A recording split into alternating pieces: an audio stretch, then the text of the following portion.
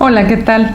En esta Semana Santa estamos acostumbrados a celebrar la muerte y la resurrección de nuestro Señor Jesucristo. Y de hecho, el Señor, antes de ser crucificado, antes de morir por los pecados de todo el mundo, Él celebró junto con sus discípulos la Pascua. Pero, ¿qué es la Pascua y qué significado tiene?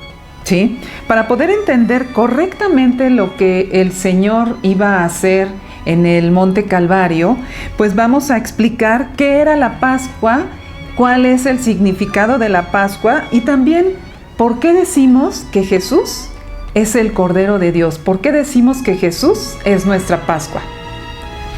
Miren, la Pascua era la fiesta de las más importantes de las grandes fiestas judías, pues se celebraba por el pueblo judío porque ellos estaban recordando lo que Dios en su gran misericordia y en su omnipotencia había librado al pueblo de Israel años atrás.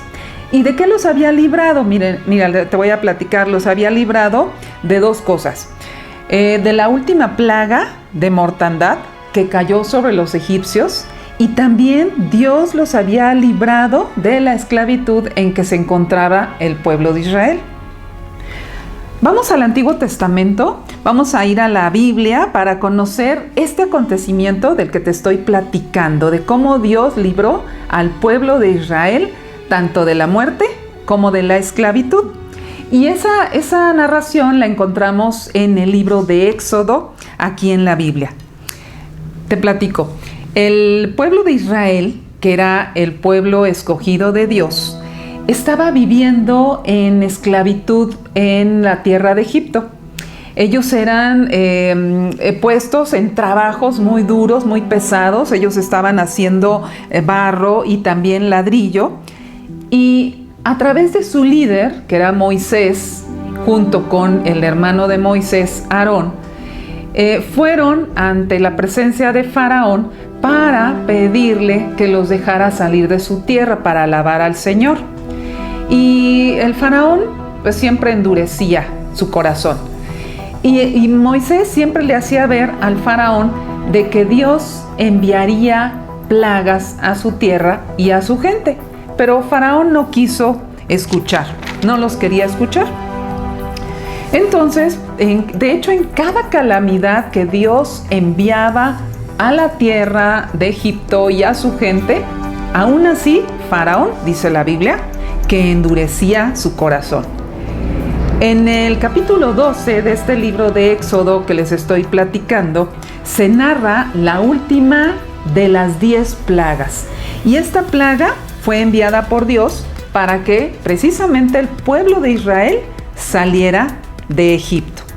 Esta es la plaga de mortandad, en donde Dios, dice la Biblia, salió a medianoche y pasó por en medio de todo Egipto e hirió de muerte a todos los primogénitos de los egipcios hasta el primogénito del faraón.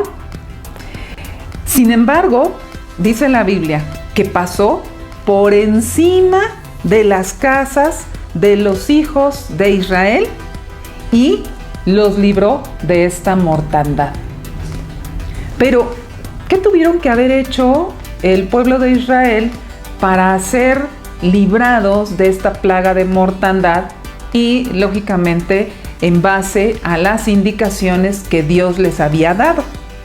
Y la Biblia nos cuenta lo siguiente. ¿Qué es lo que hizo el pueblo de Israel ahí en Egipto? Es lo que Dios les ordenó.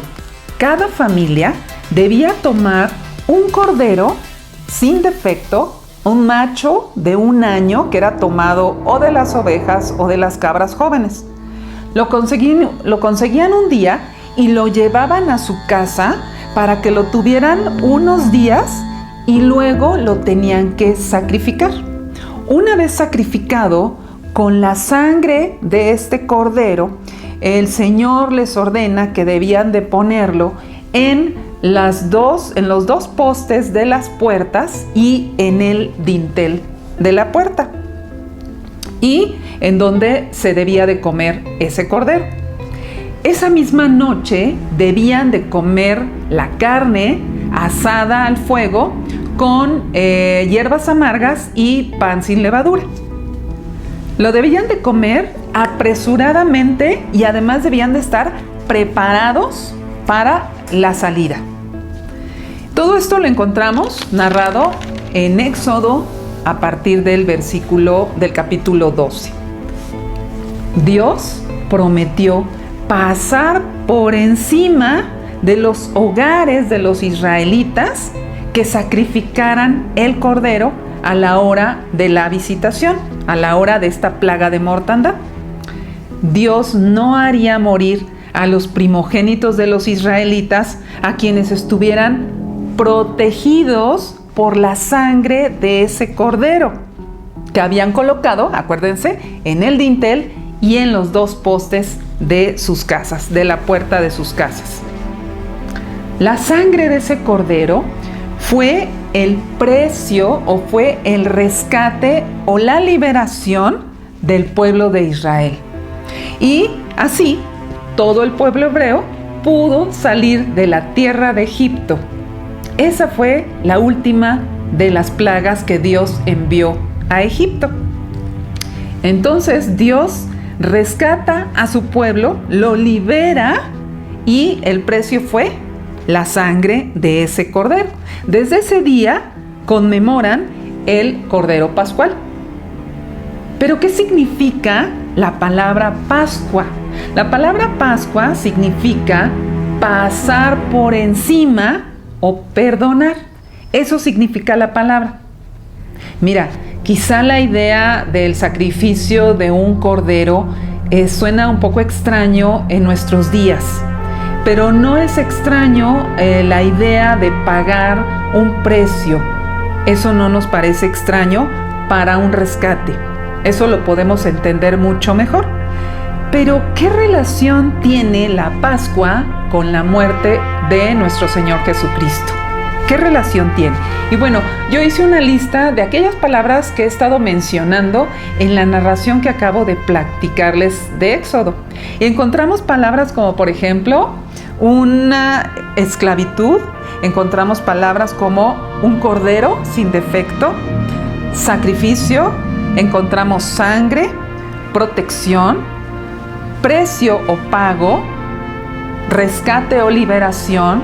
Encontramos la palabra muerte, la palabra vida, encontramos a Dios y también encontramos al hombre, porque finalmente era o los hijos del pueblo de Israel o el pueblo egipcio.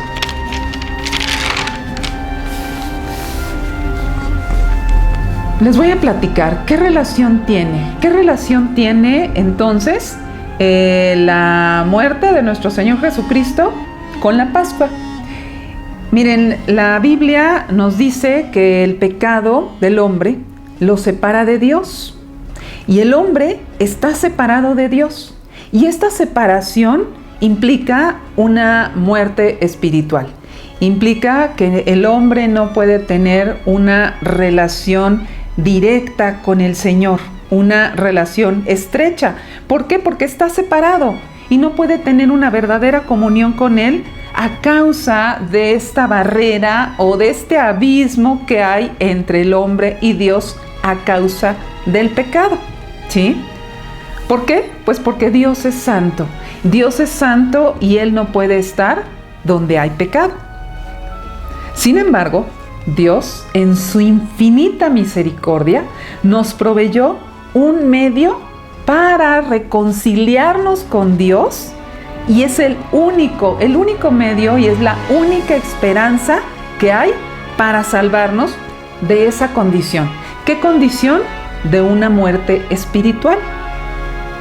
Entonces, Dios preparó su propio cordero del sacrificio.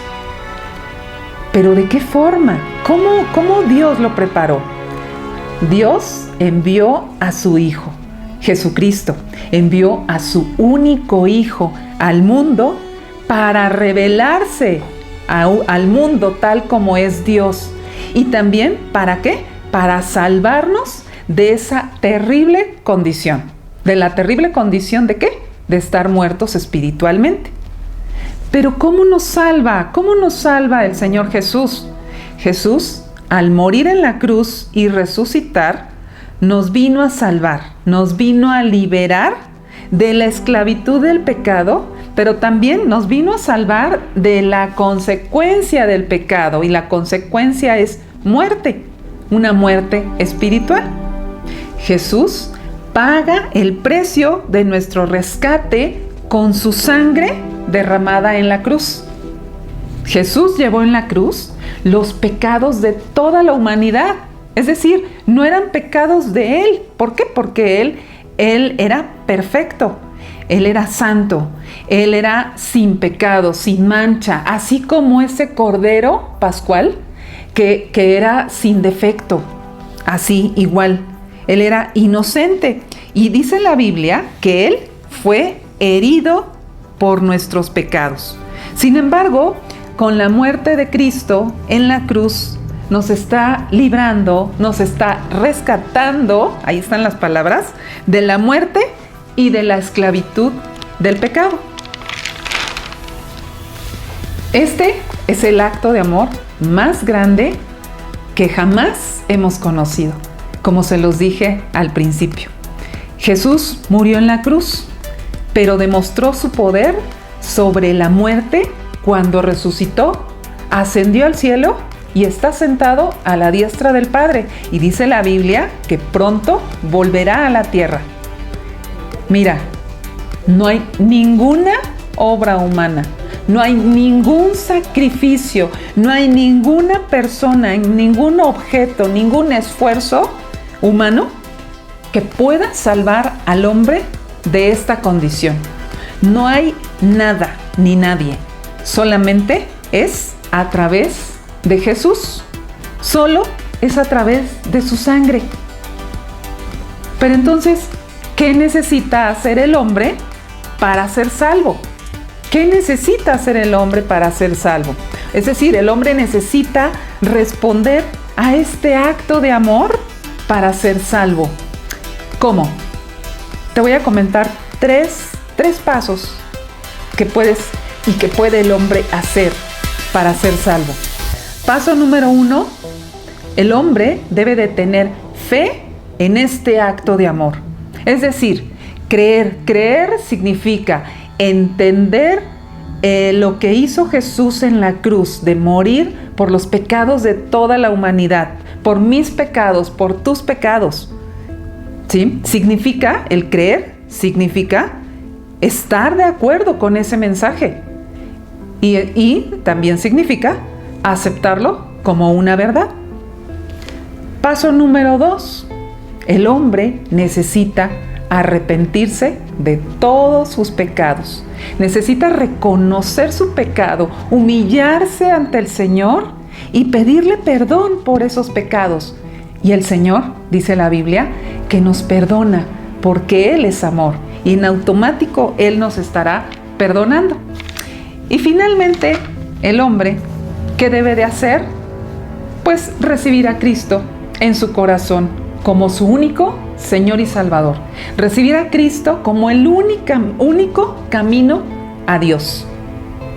¿Y tú quieres ser salvo? ¿Quieres pasar la eternidad con Dios? ¿Quieres ser rescatado de esa muerte espiritual? Como lo hizo el pueblo de Israel, que ellos decidieron tomar la sangre de ese cordero y ponerla en sus puertas como una señal de protección para no morir, ¿verdad? Esta salvación tan grande, esta vida eterna, está disponible para el hombre. Ya Cristo Jesús derramó su sangre en la cruz por ti y por mí. Recuerda, ¿qué debes de hacer? Creer, arrepentirte y recibir a Cristo en tu corazón como tu único Señor y Salvador. Y mira, te comento, si tú tomas esta decisión, estarás tomando la decisión más importante de tu vida. Muchas gracias. Que Dios te bendiga.